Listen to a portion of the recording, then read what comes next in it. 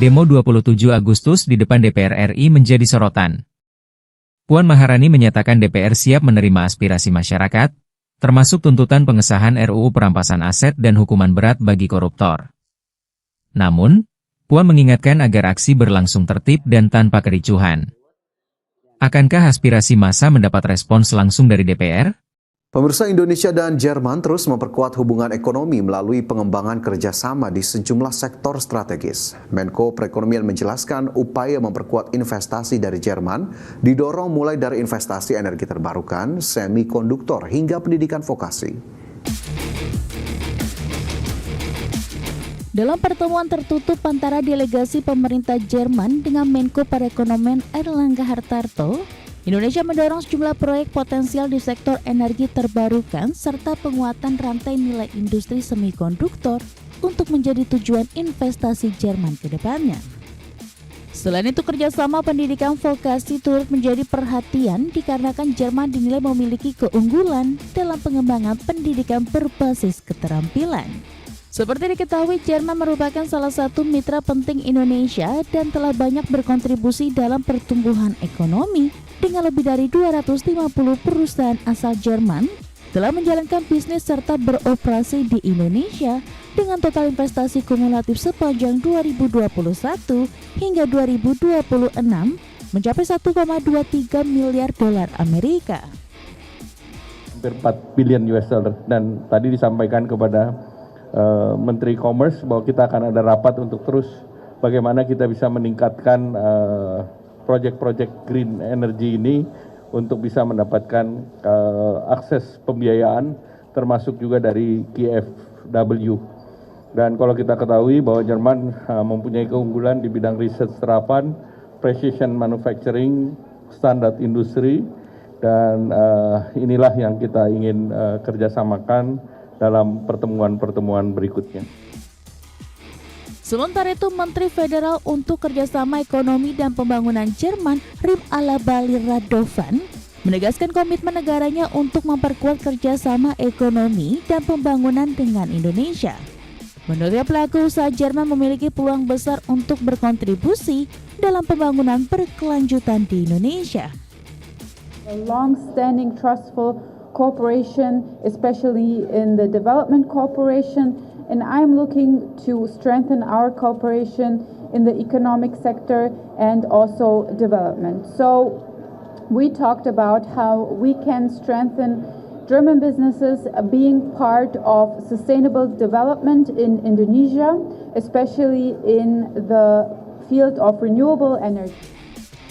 Selain investasi, kedua pihak juga membahas perkembangan Indonesia-European Union Comprehensive Economy Partnership Agreement yang diharapkan dapat ditandatangani pada tahun ini. Airlangga menambahkan keunggulan Jerman dalam riset terapan precision manufacturing dan standar industri menjadi bidang yang akan terus dikembangkan dalam kerjasama kedua negara.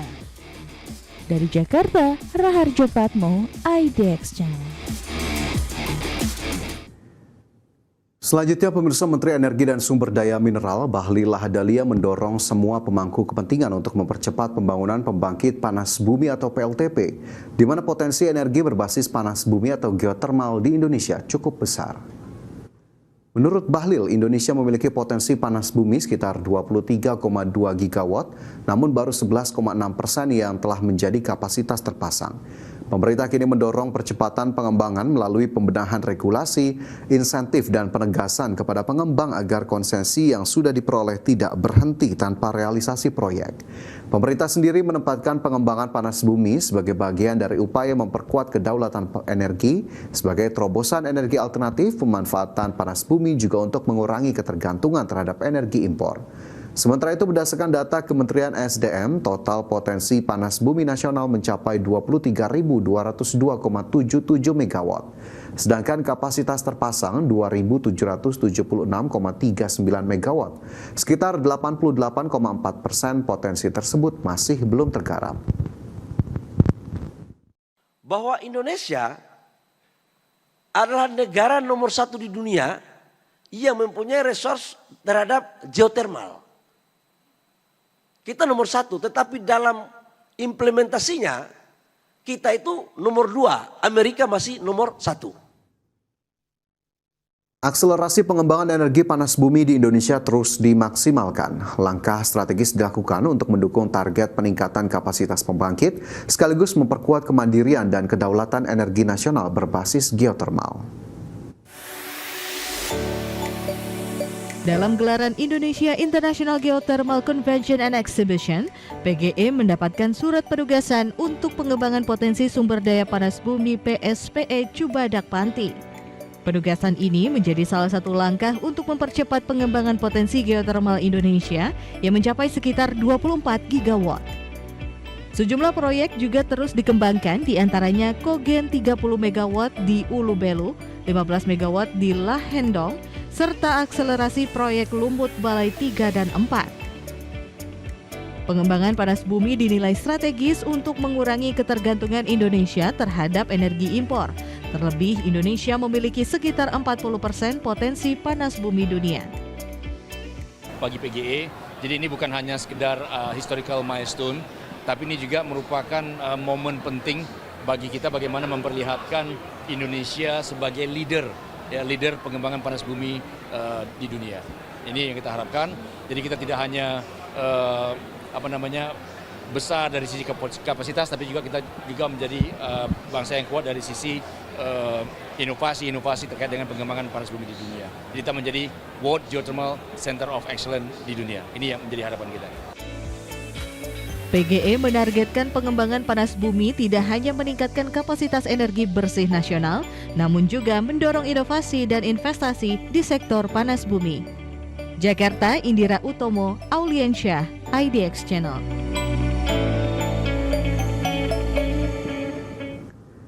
Pemirsa, Menko Infrastruktur dan Pembangunan Kewilayahan Agus Harimurti Yudhoyono menggandeng Ombudsman Republik Indonesia untuk mengawasi tata kelola administrasi pemerintahan dan pelayanan publik, khususnya sektor infrastruktur.